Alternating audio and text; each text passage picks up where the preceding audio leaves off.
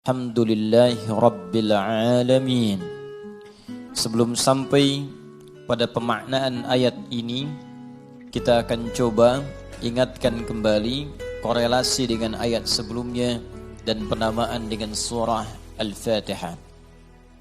Seperti diketahui bahwa Al-Fatihah disebut dengan demikian mencakup beberapa makna yang sangat luas dan memiliki sifat yang istimewa.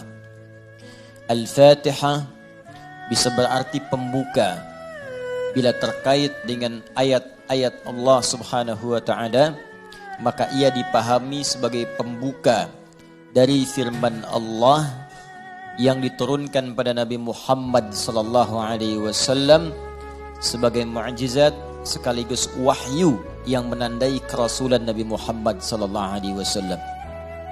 Jika dikaitkan pula dengan mushaf, yaitu susunannya yang kemudian kita bacakan sampai saat ini, tertulis di antara dua jilid berisi firman Allah Subhanahu wa taala saat dibacakan, maka Al-Fatihah disebut demikian karena ia membuka surah pertama dalam mushaf.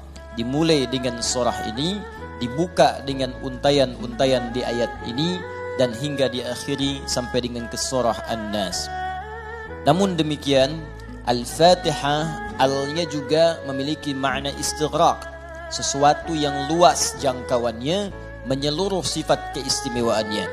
Disebut demikian seakan memberikan kesan dan pesan kepada kita bahwa al di sini menunjukkan sesuatu yang luas terkait dengan semua jenis kebaikan.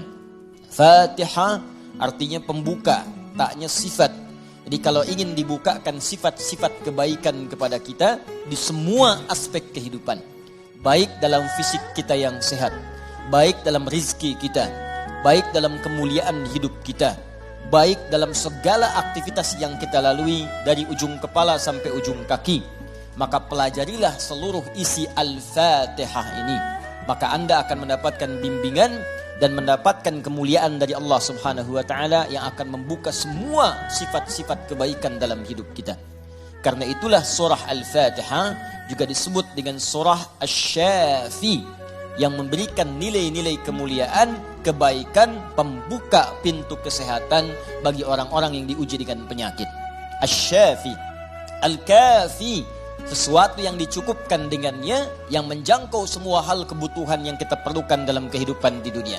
Jadi kalau kita amalkan isinya, semua hal yang baik-baik dalam kehidupan kita di dunia sampai ke akhirat akan dibukakan oleh Allah Subhanahu wa taala.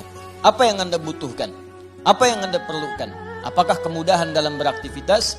Apakah kemudahan dalam rizki? Amalkan isinya, maka kita akan dimudahkan dan diistimewakan oleh Allah Subhanahu wa taala.